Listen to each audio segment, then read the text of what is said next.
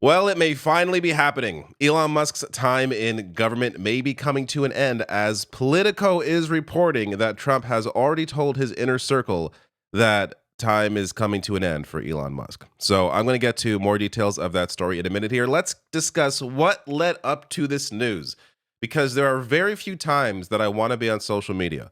But last night was a time to be on social media, as people were dunking, laughing, rejoicing at the fact that Elon Musk poured so much time and money and effort into this race for the Supreme Court in Wisconsin and lost bigly, as Trump would say, that it was just a beautiful thing to witness. So, as New York Times reports here, nobody expended more political capital in the Wisconsin Supreme Court contest than Mr. Musk, with the possible exception of the candidates. He invested at least $25 million to elect Judge Schimmel, posted about it seemingly nonstop on a social media platform, gave money to voters who signed a petition or posted photos in front of polling places, and came to the state for a rally where he handed out a pair of $1 million checks. I still don't know how this is legal, but he did it. Yet, this was the result. Susan Crawford winning by a wide margin against Brad Schimmel. And as the New York Times writes here, turnout was up nearly 40% higher than the 2023 Wisconsin Supreme Court election. So people came out, big backlash against Elon Musk and Trump, which this is what happened last time. When Trump is not on the ballot, a lot of people don't come out to vote, because a lot of people are just Trump voters. They'll vote for Trump. They'll come out in an election and vote for Trump. But if it's, a Supreme Court race randomly in April, they're not as interested. Yet the backlash to what Trump is doing right now, what Elon Musk is doing, has been clear. So you could see the shift in the margin. So this is compared with the 2024 presidential vote in places that have reported almost all their votes. So basically everywhere in Wisconsin, the vote was way too, or I should say, further in favor of Democrats than Republicans compared to the last election. Really remarkable. Now, this means that liberals will now hold a majority on the Wisconsin Supreme Court through at least 2028, barring any unexpected vacancies. That means abortion and labor rights in the state are all but certain to get a favorable hearing. And at the national level, Judge Crawford's election could soon lead to a redrawing of Wisconsin Republican tilted congressional maps. So Democrats believe that could produce a swing of 2 seats. So good news all around. But it was funny to witness the defense of Elon Musk last night. This is from CNN with far-right loon Scott Jennings defending Elon Musk after this massive loss. Scott, do you think this in Wisconsin was a referendum on Musk? Well, I could look at it from another direction. I think the Schimmel campaign was really struggling, both financially and just in terms of traction before Musk got involved. He may have actually, given whatever boost he had late. But it didn't solve for the issue that the Republicans have, which are these low propensity voters, and trying to get them to turn out for things that are not Donald Trump. You heard Elon Musk, I think correctly, try to tie a vote in the Supreme Court race to much larger, macro political issues, but it wasn't enough. All right, a couple things here. It's funny how he moves on from Elon Musk very quickly. He does not want to put any blame on him, claims that he may have actually helped the race. It would have done worse if Elon Musk wasn't involved, which, based on the money involved, that's probably true. But the fact that he had to pour $25 million in, literally gave away $1 million checks to voters, and still lost the race is a little crazy and is worth noting. Of course, the turnout for Democrats is at least partly a rejection of Elon Musk and the devastating cuts that he has made to government, in addition, of course, to as a rejection of Donald Trump. But Scott Jennings does hit on the correct point there at the end, though he kind of moves off it very quickly. And that's how conservative voters don't turn out for people that aren't Donald Trump. Now, if he held on that point longer, maybe it's worth sitting with the fact that your voters are in a cult and Trump voters come out for Trump and nobody else. That means they're not voting based on policy necessarily.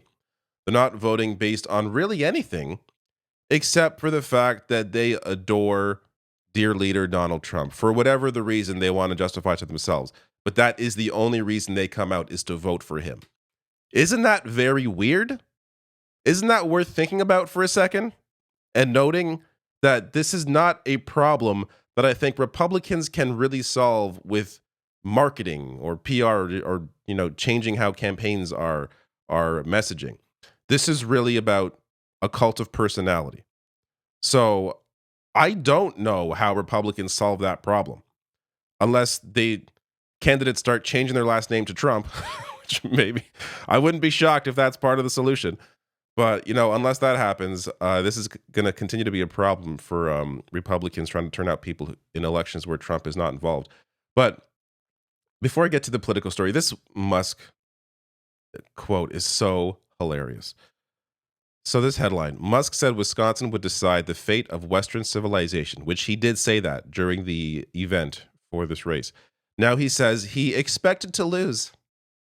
So he made this race the most important thing in the world. This is going to decide the fate of Western civilization.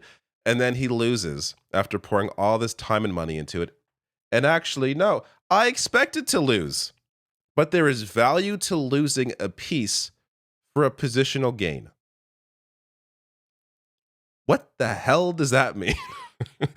I lost, but also, sure, I lost, but I expected to lose. And on top of that, it's actually a good thing that I lost. This man cannot just accept the L. You lost. No one likes you. In fact, people hate you. There's a really good breakdown here from Harry Enton. If you are a Republican candidate running in a swing state, you don't want Elon Musk anywhere near you. Yes, maybe you like the money, but you do not want his presence in your state. Why is that? Elon Musk, simply put, is an unpopular guy. He is political poison. Look in Wisconsin, his net favorable rating, minus 12 points, 12 points underwater. That is an even worse number when you look nationally. Look at that. It's minus 17 points. So if there's one big lesson to take away from Wisconsin, is Elon Musk does not help Republicans when he shows up. If anything, the data suggests that he hurts them. Republicans, stay clear of Elon Musk if you want to win in a swing state, at least in terms of his physical appearance in your state. I wonder why Donald Trump is now telling his inner circle that Musk will leave soon. The president is pleased with Musk, but the decision comes as the tech mogul increasingly looks like a political liability. Now, before I get to more details here, I want to be clear as well. There were swings to Democrats in Florida as well. So the average being 19-point swing to Democrats. And Elon Musk wasn't as involved in those races. So it isn't just a rejection of Musk. It's a rejection of Musk and Trump. And again, showcasing the turnout that Democrats will see in this rejection, or these rejections, and the lack of turnout that Republicans see when Trump is not on the ballot. But it is worth noting that Trump is deciding to change course a little bit here. So President Donald Trump has told his inner circle, including members of his cabinet, that Elon Musk will be stepping back in the coming weeks from his current role as governing partner, ubiquitous cheerleader, and Washington hatchet man. The president remains pleased with Musk and his Department of Government Efficiency initiative, but both men have decided in recent days that it will soon be time for Musk to return to his businesses and take on a supporting role, according to 3 Trump insiders who were granted anonymity to describe the evolving relationship. So this apparently, they had been discussing this for a while. You could maybe try and argue, well, I guess it wasn't because of this race. But Elon Musk's numbers have been underwater forever.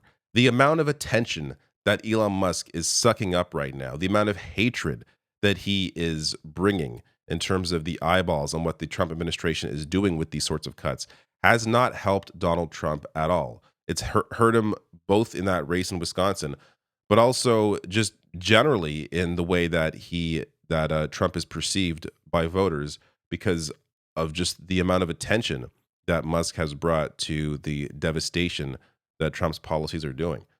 So one senior administration official said Musk is likely to retain an informal role as an advisor and continue to be an occasional face around the White House grounds. Another cautioned that anyone who thinks Musk is going to disappear entirely from Trump's orbit is fooling themselves. I do find it a little bit odd how long Trump will keep Elon Musk near him, despite how much of a political liability he is, especially when you look at Trump's first term and how many people were pushed out. I mean, there are lists online and they go on forever. And some of the names you'll recall, oh yeah, that guy, that guy, that guy. Like it's wild how long this has gone on. I think part of the reason why Musk has been able to stay in as long as he has, despite how hated he is because of the fact that he's not a politician and that he is a billionaire. And Trump, you could argue in some way, I think maybe even looks up to him, uh, views him as this brilliant man. So that has sort of been his protective shield up to this point. But when you lose the kind of races you were losing, like the one in Wisconsin, and of course Trump's not going to take any blame himself, he's going to have to put it off on somebody else. So Musk is a good excuse, I suppose, especially when you have other people in cabinet who have already clashed with him. I think it's easy to see that Musk is going to be transitioning out, and a lot of people. I don't just think Democrats or voters generally, but I think a lot of Republicans in Trump's orbit are going to be happy with Elon Musk getting pushed out, as they can't stand him either.